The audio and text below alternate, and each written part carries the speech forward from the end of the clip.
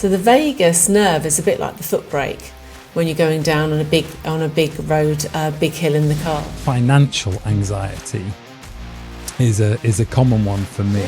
But if you keep pushing through, the nervous system becomes really, really frazzled. You know, that is another way I find that can really help calm things down. Because it's a Sanskrit language and it's specific vibrations that change your vibration in the mind. Hello and welcome to the show. Her name is Ali Francis and his name is Stephen Conway. And we are talking today, part 2 on our anxiety episode. Financial anxiety is a common one for me because with the life of an entrepreneur is never set in terms of it's generally, you know, things are either good financially or they're not good financially. And that sort of roller coaster of a journey, I'm sure you probably relate to this, Ali, yes. Can be extremely challenging from not knowing where the next bit of money is coming from to pay all of the bills and the mortgage, but also, you know, from a male perspective as well, wanting to be the provider for your family or what have you. That can be quite challenging as well in terms of sort of emasculating yourself as well. So, Ali, what do you know, with regards to, you know, your particular challenges around anxiety, is finance a big one, or do you find that there are other ones that tend to hit you? I think finance throughout my whole life has probably been the biggest one because, as you say, when you're working for yourself, business is great or it's not great. It's not linear. Sometimes it's really taking off, and other times it's, quite frankly, it's terrible. And I think and the other thing is that marketing changes. The world has changed so quickly. This last 18 months with AI has completely exploded. And what I've realised is, I mean, we both use AI, I know. I mean, you're a king on all that stuff. Technological, what would I call you? Technological what? Wizard. I could think of some other names, but anyway, right now, technological wizard is fine. Idiot. No. But if you're not using AI, then you're just going to get left behind, because you cannot actually produce the quantity of work manually as you used to be able to. So luckily I'm quite techie and Stephen's quite techie, so that's great. But it's changing so much, the world and the way that people are buying. So you've got to keep on top of it the whole time. There's not actually much respite for an entrepreneur. And I think that's the thing. So going from there, talking about respite, I think one of the most important things to help manage anxiety is, even if it's difficult, you've just got to get enough rest. You so have got to get enough rest, because when you're tired, things look completely different to when you're not tired. It's like when you've not had enough sleep, the world looks like a completely different place. And of course, when you're suffering from anxiety, it's quite likely that you're not going to be sleeping very well, and it escalates and escalates and escalates. So even if you're not sleeping very well, you've got to take the time to get enough rest. So I'll just add the tip in here about getting enough rest. So if you've never done something like Yoga Nidra before, it's the most incredible mental and physiological rest practice. It's guided, so you have to be guided. So there's plenty of them around. I do have one, and I'll stick it in the link below. But it takes you into that really deeply relaxed hypnagogic state. And when you're in the hypnagogic state, 1 hour of Yoga Nidra is equivalent to about 3 hours roughly of sleep. They've done research on this stuff as well, so you can ask Google. So even if you've not slept very well, and you can go and lie down somewhere, plug yourself into a Yoga Nidra recording, you will actually recover a little bit. But if you keep pushing through, the nervous system becomes really, really frazzled. So my advice is, if you're exhausted, you're going to have to go and get some rest somehow, somewhere. An hour here or there. And can I ask, is Yoga Nidra, is that like a meditation of some type? It's Nidra is a Sanskrit word for sleep, so yoga sleep. Okay. It's a guided meditative process. Right. You're lying down on the floor. There's different methods of doing it, but usually it's like a little journey around the body. It's some visualizations. You're moving from one part of the body, letting that part of the body go, moving to another part of the body. But you gradually go really, really deep. You really can't do it on your own because you need someone to guide you, because you don't want to be thinking, oh, where am I going next? You actually need to be guided. And is it okay to fall asleep on one of these? Like, is that quite normal for you to be guided through that and then fall asleep, or is it? Yeah, absolutely. Yoga Nidra before sleep is perfect, because what it's doing is it's letting go of the layers that you've accumulated, because your body's Do you do that before bed every night? I don't do it every night. I actually sometimes do it during the day. I'm feeling really exhausted. Or the other thing you can do, if you are not sleeping and it's like 4 o'clock in the morning and you're thinking, I'm just laying there not sleeping, plug yourself into a Yoga Nidra. And that's really helpful, because it may well be that you might fall back to sleep. But even if you're not sleeping and you're going into that hypnagogic state and your body is releasing the stress, it's like it's falling off of you. So it's a really useful practice, very scientific stuff out there on Google. You'll find it, lots of research being done on it, and it's a brilliant thing to just manage your tiredness, because excessive tiredness is gonna make you even more anxious. What do you think? Have you ever tried Nidra, Stephen? I've done like sort of afternoon little meditations. I have done, I'll go and lie on the bed and do some breathing exercises, or using something like the Sensate or a Neurosim, which are sort of things that stimulate the vagus nerve a little bit, and then, that can calm the system down to effectively then have a nap.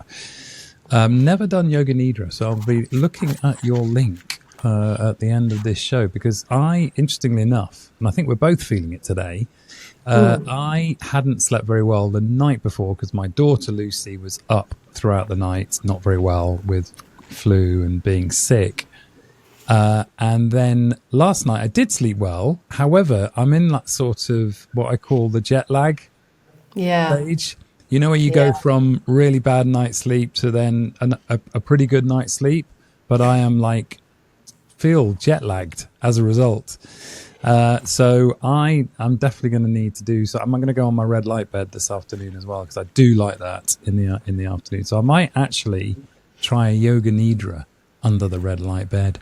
Oh my God, that sounds fabulous. Of course, Stephen has all the gadgets, and I can't. You mentioned some other gadget, two gadgets. What were those gadgets? So you don't have to in the early stages, because I test them all out.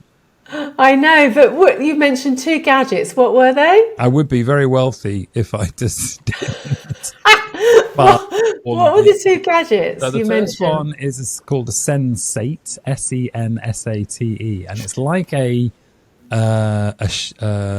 black stone, but it's made of plastic, that you rest on your chest while you're lying down. You could do it while sitting, but I like it when I'm lying down, and it vibrates to music that is played by the app. And it vibrates in a way, because it's right next to your chest and right next to your sort of heart. It's quite soothing. I find some of the music a bit annoying, but some of them are okay. I think they could really do a job of improving the music. Personally, I find some of it a little bit just not as calming as I'd like it to be. However, the principle of this vibration on your chest is actually quite nice. It's like a sort of, just feels quite nice.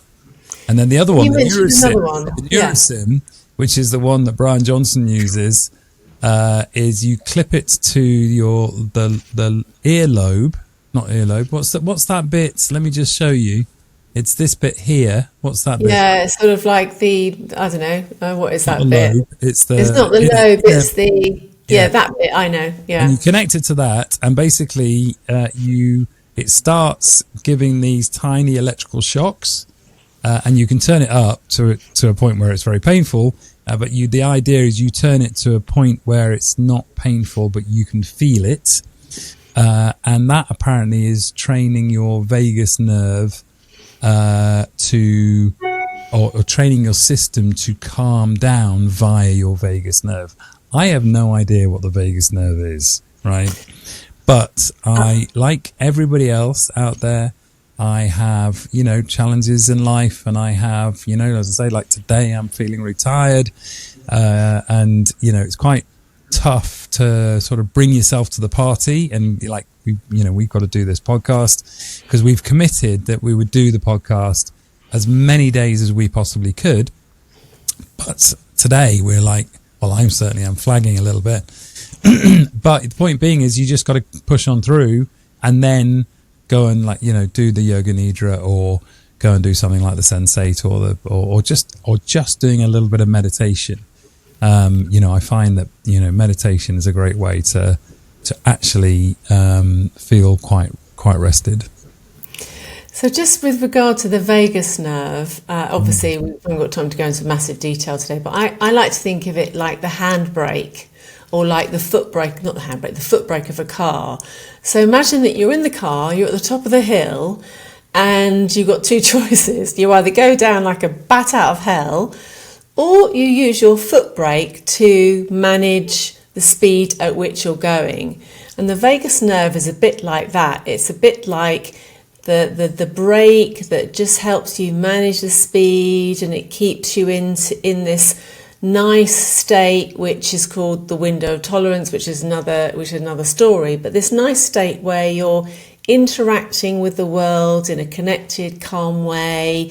You're not feeling overly anxious. You're not feeling like you're on the floor, depressed and down. You're just somewhere in the middle. So the vagus nerve is a bit like the foot brake when you're going down on a big road, big hill in the car. So it really just helps you manage the speed at which you go, so your nervous system doesn't completely fire off. And there's all this thing about vagal tone, which is connected to your HRV, and we'll talk a lot more about that. And you can monitor your HRV. And I did think I mentioned it in the resilience episode, which we'll put a link to in.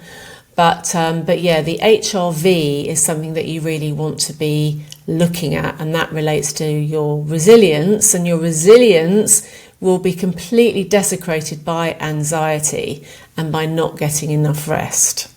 So I think all these devices that are out are really good to an extent. You don't need them. I mean, that's the important thing. You don't really need them.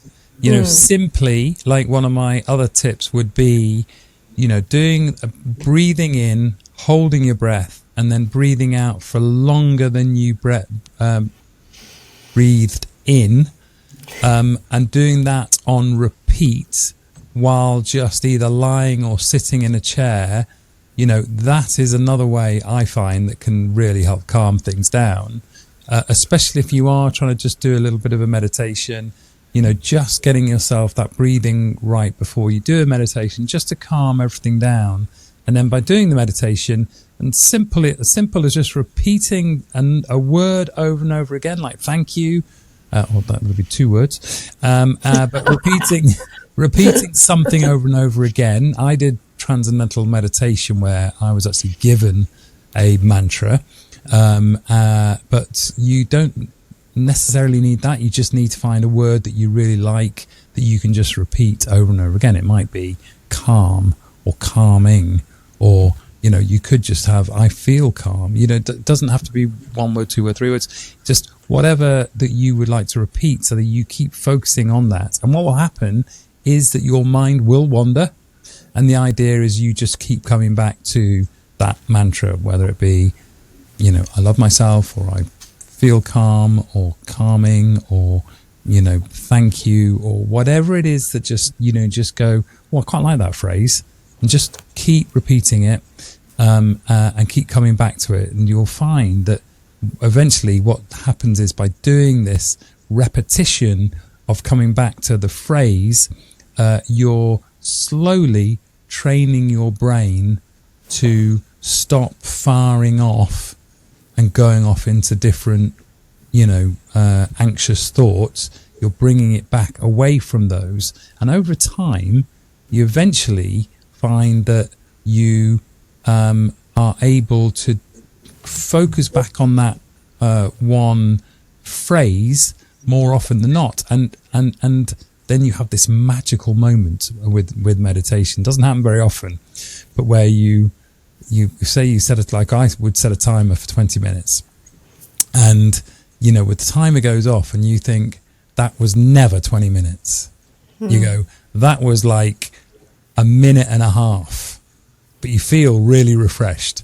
That is what I call the nirvana moment of meditation. So that's my way I meditate. Do you have another tip, or do you have another, not spin, but a take on meditation that would be helpful?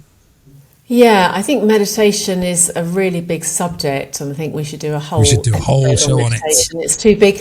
Like, we need 10 episodes on meditation. But just going back to Stephen's mantra, I was trained by Deepak Chopra to do his primordial sound meditation, and the Maharishi Mahesh, who was the creator of transcendental meditation, which is what Stephen's talking about, was Deepak Chopra's guru. And the reason I'm saying that is because what they're doing is they're giving you a word that has a particular vibration.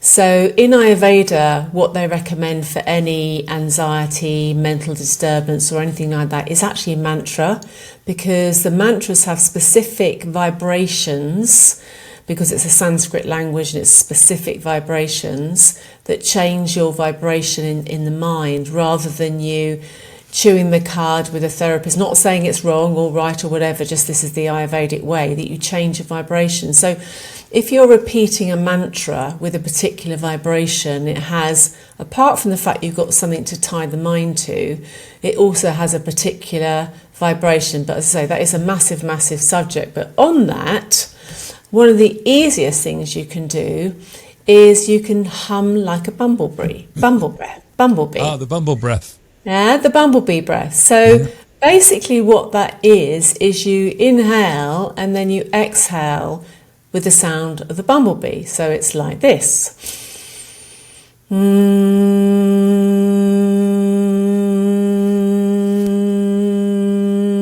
it goes on and on and on and on. The reason that it's so powerful is A, the vibration of the sound, right? That's a big story, the last part of the Om, and then you got the echo after it. B, or very importantly, is that you're lengthening the exhale. So Stephen was talking about the way he does his breathing and the fact that he has the longer exhale than the inhale, because the longer your exhale, the more you're activating the parasympathetic nervous system. So you're activating the parasympathetic nervous system. You are experiencing this really soothing sound of the bumblebee. Babies absolutely love it. If you have a baby and your newborn baby in your arms and you just hum like a bumblebee, you'll probably find the baby will just go off to sort of like fairyland. I'm going off there right now. And if you were to set your timer for 15 minutes, for example, and just do 15 minutes of Brahmari and then just sit for 15 minutes, you'd probably find you would go into really good meditation. You'd hit that sweet spot more easily because you've prepared the mind for meditation. But yeah, meditation is a... And is Brahmari that bumble breath? Is that what that Brahmari is? Brahmari is the bumblebee breath. Bumblebee breath. Yeah. So I'll just tell you a quick story. When I was in India, my Indian Guruji, he was following around this Swami somewhere in Rishikesh. And this Swami was 24 hours, whenever you saw him, he was like humming like a bumblebee. Literally, he was walking around in his orange clothes, humming like a bumblebee. And Vishva got talking to him, and he spent some time with Vishva.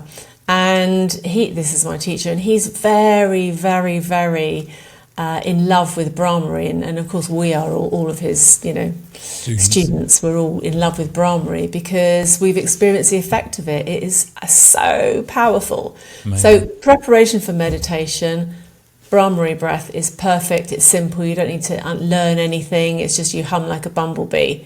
And it's very soothing for the nervous system. And is there a mantra that you would advise that they have as a starting point or not? There are so many. It's actually quite prescriptive in Ayurveda, depending on what you're trying to achieve. But there's simple things like so hum. Inhale so, exhale hum. And what so hum means is I am infinite, I am expansive, I'm much more than my bones and my muscles, which gives you the idea of being very expansive. And because it's the mantra of the breath, if you imagine, if you tuned into the breath and tuned into that so hum, whenever possible, you'd actually be singing that mantra to yourself, or the breath is singing that mantra to yourself 24/7, but you're unconscious of it. So if you tune in to the breath, and while you're listening to the breath, you inhale so, exhale hum, inhale so, exhale hum. It's a lovely mantra, very simple, and at the same time connect to the sensation of I'm expansive consciousness. Then that is a great mantra to use for meditation. It's something to tie the mind to, but it also is rather beautiful. It's like I'm expansive and I'm divine. I'm much more than this bones and flesh, which is very helpful when we're also anxious about something that's happening in the physical world and we're getting small around it. I mean, I experience it myself. I do all these practices. I'm human like you. I'm definitely not enlightened yet in this lifetime. Who knows whether that will happen or not? Maybe not. But anyway, it's not about being enlightened. It's about doing the practice so that you can minimize the anxiety that you feel in the physical realm and plug in more to something bigger, because we're bigger than that. And I think remembering that is really useful for anxiety. Very good. That's it. And I would say that you are divine. In my eyes, you are divine. You are, Stephen, you are too. You are to everyone in the world is divine. We just have to remember our divinity. Isn't there a chocolate brand called Divine as well? I think there is. I think there is, yeah. That's it. But heavenly was your chocolate. It was beautiful. Heavenly was my chocolate. It was divine. Not anymore. So that's it for today. Hope you've enjoyed it. We look forward to catching up with you on the next one. See you on the next one.